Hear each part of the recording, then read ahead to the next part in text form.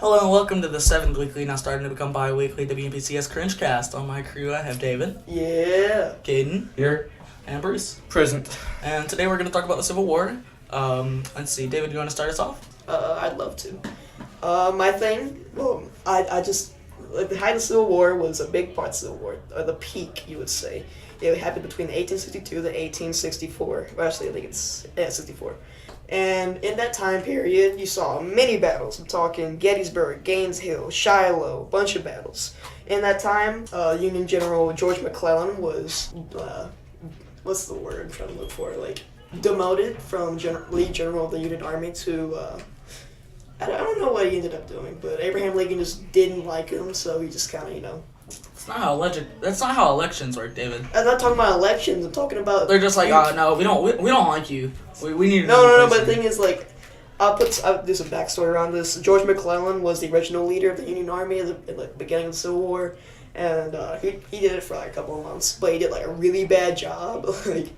Like this dude was losing ground to the South really badly. So Abraham Lincoln pulled the plug on that immediately. He was like, you know what? No, stop.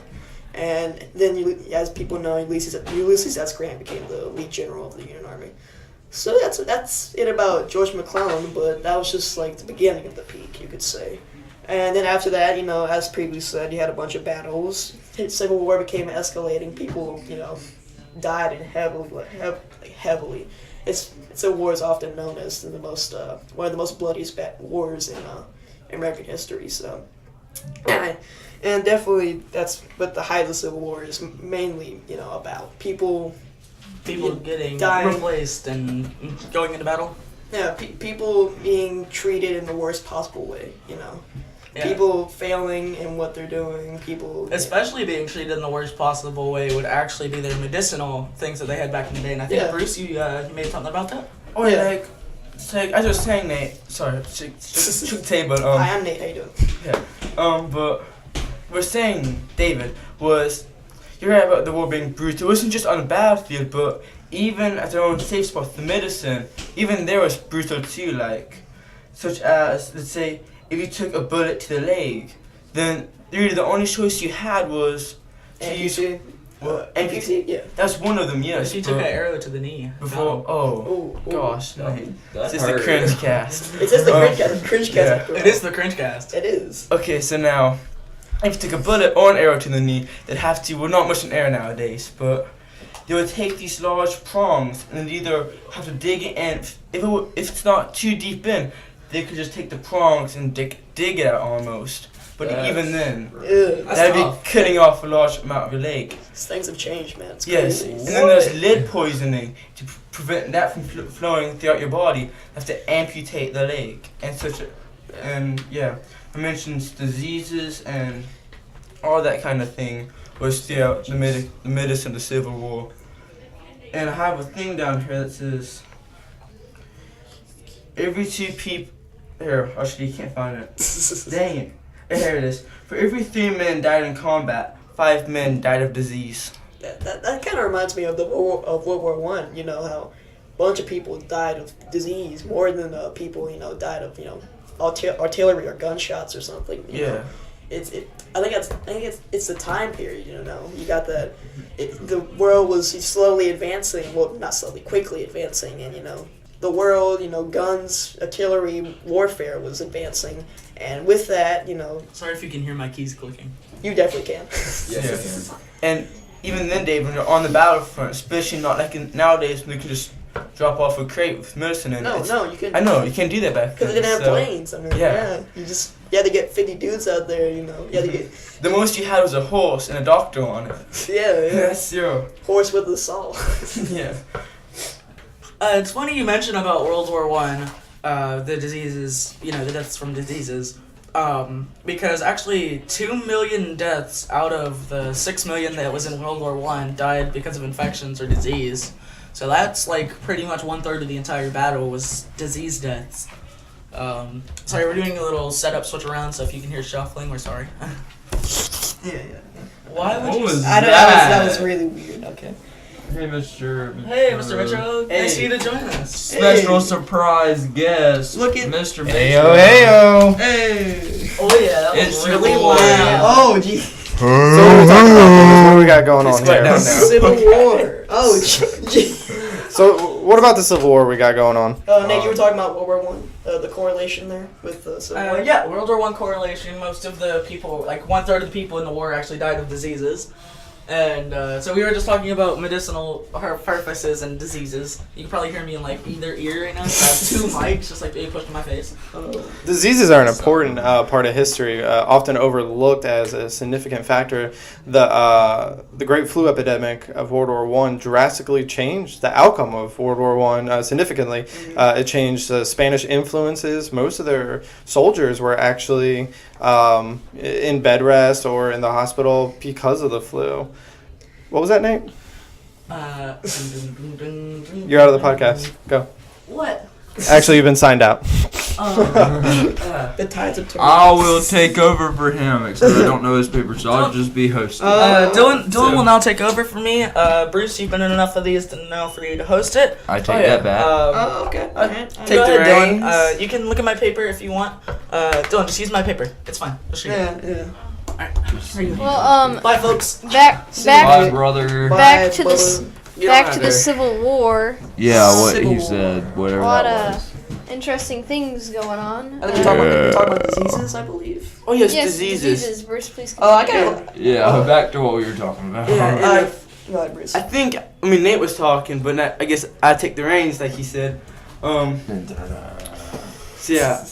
Also, I mentioned with like the lead poisoning and all that kind of thing going on during surgery, they actually don't have that much security. Like it wasn't sanitized back then. Like the tools they used, like in the mornings of the saw off a man's leg, and I doubt they really had time to wash off the saw. And then when the guy had to get his arm removed, then it's kind of like that. So.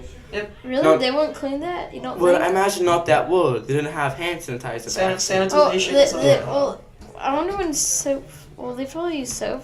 and soap is a new Well, thing, yeah. I would say. Sanitization in the entirety is a new concept. I know.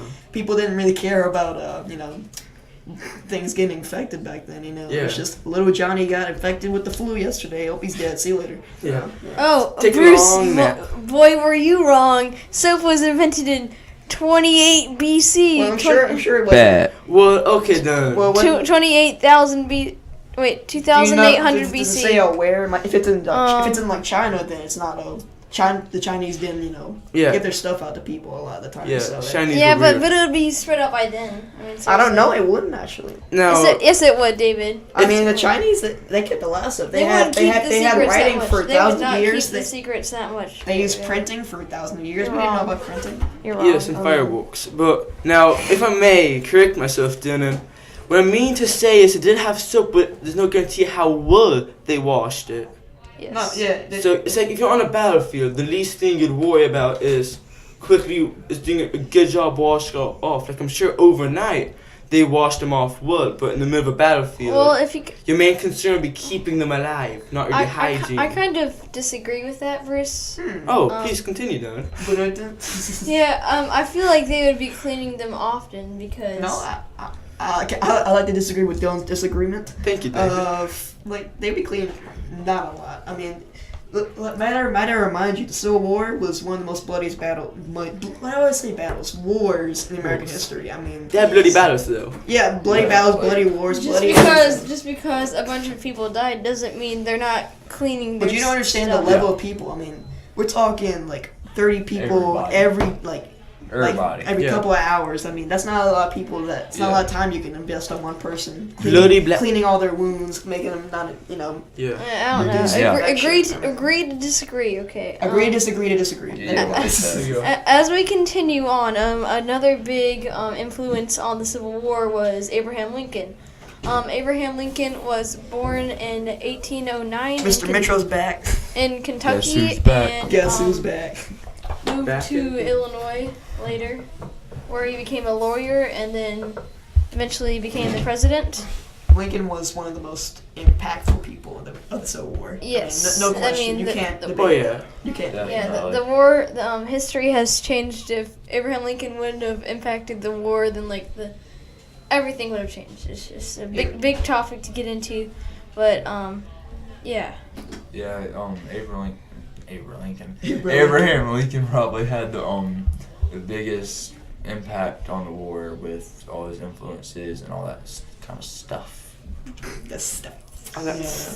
Yeah. As I said previously, I can't elaborate more on how impactful this man was to our history. I mean, if he hadn't done what he had done, I mean, we might not even be here. We might.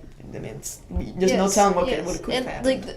Like the World War, like going on World War I and World War II. If America wouldn't have been united and America might not have had the same. We might all be speaking yeah, German. we wouldn't have like the same power that we have when we're united. The war could have changed. Like the South might not have wanted to fight, or the North might not wanted to. Fight. I mean, It's just there were points in very World War II where Hitler looked like he was the superior, person in Europe. I mean, looked like he was going to go on and advance the whole advance Europe. I mean, like, if America was one of the biggest, people. I'm not gonna say people because that's just the wrong vocabulary. It's just one of the big stopping forces in that conquest that Hitler had in his mind. And with as Dylan said previously, with the Confederacy, if that would have still been there, I mean, I don't know what could have happened. I mean, we're talking maybe Confederates joining with Nazis. That sounds like a sci-fi, but. Yeah, That sounds like that's got Seth Leggett written all over it. well, anyway, we should probably back to the Civil War topic on hand. Kaden, do you have anything you want to add to that? Oh yeah, how the war ended. I mean, it ended. Well, I guess it ended with like a war. I guess that's how I say it. But it didn't like officially end like it. A battle to end the war. Yeah, there wasn't like. It didn't. But there wasn't. When they declared that it was in the war, it wasn't really the end. There were still like ships and everything like similar to still going around. Similar to World War II, how there are still Japanese influences on different places. Yeah. But, Why do we keep branching this to World War I and II? Because why not? The Civil War was like a precursor to all these wars. I mean, and it was an advanced war at that time. Yeah, it We kind of like sure set do the love tone wars. for the rest of the wars. Yeah. Yes, but now also with the Civil War, though, with like how after the war, it really wasn't never really the same. In fact, the people didn't welcome slaves as equal, just like that over lunch. It was more like, let's look at all the people who like stood in the way until Martin Luther King's speech. So that happened to give African Americans the same right as white people. So Yeah. So what were you saying, Kaden, about? Yeah. Oh okay. From what I have gathered, the last army or warship surrendered. I take all that back. I'm sorry. And yeah. So the last Confederate army that surrendered, like overall, was in 1865. It was on June 3rd, and it was an Indian army led by General Stan Waddy. And yeah. You don't hear a lot about the Native Americans in the Civil War. Yeah, that's No. right. That's mostly French American- and Indian. French Yeah. and Indian War, American Revolution. Yeah, that's right. I was kind of like. That's a neat bit of history. Fun fact. Yeah. And, Fun facts with Kaden Esme. Yeah, and the last Confederate warship was found in Liverpool, England. I don't know how they got in England, but they did. So, yeah. Yeah. So, Well, that pretty much wraps it up. Yeah. yeah. I mean, We still have some time. we should.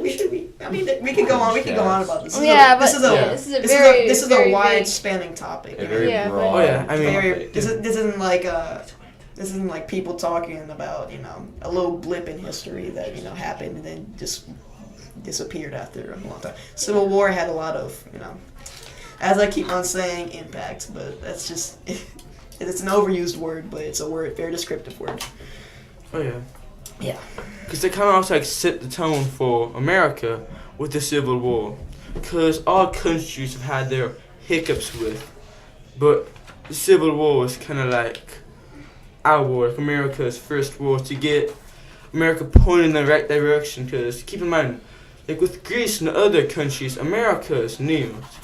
Very, very new. Yeah, very new. I mean, Yeah. Greece is thousands of years old. Egypt's Oh thousands of gosh, years old. China. I know a fun thing, not really a fact, just I guess tidbit. That's a good word for it. Cleopatra, when she lived at that time, the pyramids were older to her than Cleopatra is to us. Mm-hmm. Like that's just how old the Egyptians are. What? The people in that area, they've lived there for thousands of years. I mean, you can't elaborate on that more. So that about sums it up for what we were So we were talking discussing. about. Yeah. Yeah. So thank y'all for watching. Listening.